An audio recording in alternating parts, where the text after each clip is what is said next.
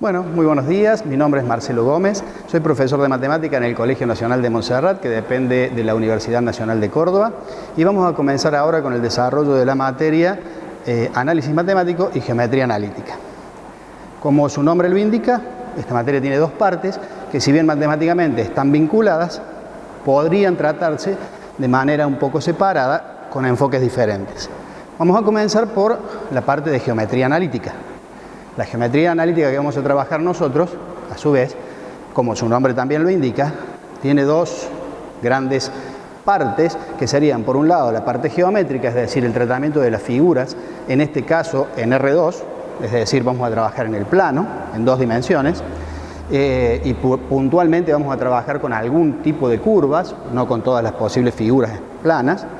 Y después tiene la parte analítica, que es decir, buscar la parte algebraica y analítica, ¿sí?, matemática, de las fórmulas que representan esas curvas en el plano. Así que para eso lo primero que tendríamos que hacer es recordar un poco cómo trabajamos en el plano y cómo ubicamos puntos, por ejemplo, en el plano. Para eso lo que hacemos siempre es trazar un sistema de ejes coordenados, un sistema cartesiano, es decir, dos ejes perpendiculares entre sí, donde el origen de coordenadas es este punto donde se intersectan las dos curvas, es decir, donde tenemos el 0 para ambos ejes, y luego hacemos divisiones iguales en ambos ejes.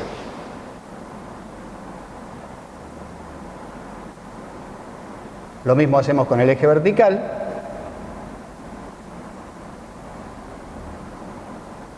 Para aquellos que ya están acostumbrados a trabajar con esto, habitualmente en el eje horizontal colocamos a la variable x y en el eje vertical colocamos a la variable y, también llamadas variable independiente y variable dependiente. Para ubicar un punto en el plano, lo que hacemos habitualmente es dar un par ordenado, es decir, un par ordenado es simplemente un par de números que colocamos entre un paréntesis. Y se llama ordenado porque el primer número representa el valor de x y el segundo número representará el valor de y. ¿Y cómo ubicamos el punto entonces en el plano? Con esas dos coordenadas. Por ejemplo, si esto es el número 2 en x y esto es el número 1 en y, trazamos una horizontal por 1, una vertical por 2 y ese punto es el punto 2, 1. ¿De acuerdo? Esa es la manera de ubicar un punto en el plano. Lo que vamos a hacer ahora es ir directamente un poco a empezar a trabajar con la primera de las curvas, que es la más sencilla de todas, que son las rectas, ¿sí? Parece una paradoja que le digamos curvas a una recta, pero la recta es la curva más sencilla que podemos encontrar en el plano. Y para eso lo que vamos a hacer es tratar de encontrar de manera muy sencilla una ecuación de una recta.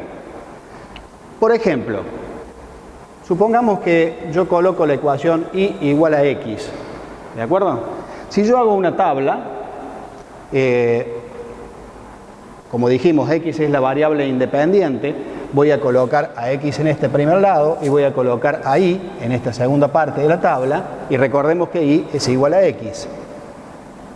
Por lo tanto, si voy dándole valores a x, y irá tomando valores determinados, que en este caso puntual serán iguales a x. Si, por ejemplo, para x igual a menos 1, y tomará también el valor menos 1. Para x igual a 0, y tomará el valor 0. Para x igual a 1, y tomará el valor 1, y así sucesivamente. Y esto que tenemos acá no son ni más ni menos que los pares ordenados que yo debo ir ubicando en este plano. Es decir, que, por ejemplo, de esto saldrá el par ordenado menos 1, menos 1. De este saldrá el par ordenado 0, 0. De este saldrá el par ordenado 1, 1, por ejemplo. Si yo ubico esos puntos que he encontrado en el plano ahora, fíjense que tenemos, por un lado, el 0, 0, que sería lo que hemos llamado el origen de coordenadas. Por otro lado, tenemos el menos 1, menos 1,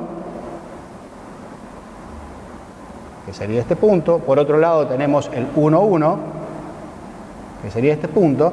Y si yo ahora comienzo a unir todos estos puntos que vengo encontrando, lo que voy a obtener es justamente una recta, ¿de acuerdo? Esa recta es la más básica que podemos encontrar, pero ya sabemos que la ecuación es de tipo y igual a x. Y ahora vamos a completar un poco más esa ecuación. ¿Qué pasa si a esa ecuación, si en vez de llamarle y igual a x, que era la que estábamos trabajando recién, fíjense que y igual a x ya tiene determinadas características, es una curva, o una recta en este caso, que pasa por el origen, ¿sí? Y tiene pendiente, lo que llamamos pendiente positiva, es decir, se dirige desde el tercer cuadrante hacia el primer cuadrante, ¿sí? Bien, vamos a ver ahora qué pasa si agregamos un coeficiente a x, es decir, multiplicamos a x por una constante. Supongamos que multiplicamos a x por 3, nuestra ecuación pasa a ser y igual a 3 por x. Siguiendo el mismo procedimiento que traíamos hasta recién, vamos a obtener los pares ordenados tomando los mismos valores de x. Si tomamos para x igual a menos 1, aquí me quedaría menos 3. Para x igual a 0 me quedaría 3 por 0, me quedaría igual a 0. Para x igual a 1 me quedaría 3 por 1, vale decir que y es igual a 3. Con lo cual obtengo los siguientes pares ordenados. Menos 1, menos 3, 0, 0 y 1, 3. Veamos qué pasa cuando queremos ubicar la recta en nuestro sistema de ejes. Tenemos el menos 1, menos 3. Ese sería nuestro primer par ordenado.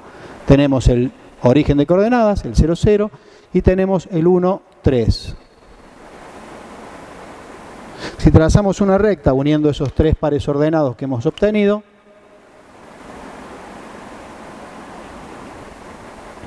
por supuesto salvando los errores que se producen porque estamos trabajando en un plano liso, sin cuadrícula, vemos que lo que ha pasado con nuestra recta, vamos a identificarlas. Esta era nuestra recta y igual a x y esta es nuestra recta y igual a 3x. Lo que ha pasado con nuestra recta al multiplicar a x por un coeficiente es que su pendiente ha aumentado. El concepto de pendiente es el mismo que tenemos para una calle, por ejemplo. Si nosotros decimos que vamos a subir por una calle que tiene mucha pendiente, significa que está muy empinada. Bueno, aquí pasa lo mismo. Mientras más grande sea este número, al cual también llamamos pendiente, más empinada va a ser la recta. Es decir, en este caso, más vertical se va a poner. ¿De acuerdo?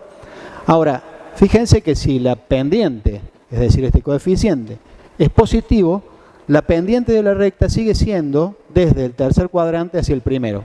Veamos qué pasa si ahora ponemos una pendiente negativa, es decir, multiplicamos a x por un coeficiente negativo. Supongamos que tenemos ahí igual a menos 3x ahora. Trabajemos con esta ecuación. Hagamos la tabla con los mismos valores que hemos tomado recién para x.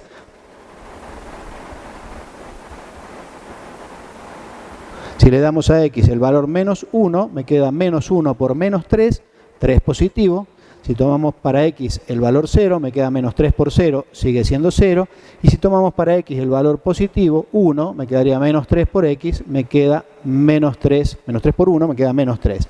Vale decir que hemos obtenido los pares ordenados menos 1, 3, el par ordenado 0, 0, de nuevo, y el par ordenado 1, menos 3. Veamos, ubiquemos esos pares ordenados en nuestro sistema de ejes coordenados. Menos 1, 3 positivo. Estamos aquí, menos 1, 3 positivo. 0, 0, otra vez pasamos por el origen de coordenadas.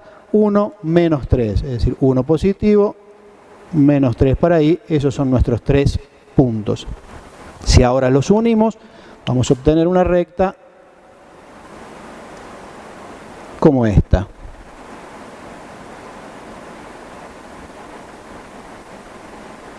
Y la identificamos. ¿Qué ha pasado ahora? La pendiente ha cambiado. En vez de ir con la orientación desde el tercer cuadrante hacia el primero, la recta pasa a ir con una orientación que va desde el cuarto cuadrante hacia el segundo. A eso se le llama pendiente negativa.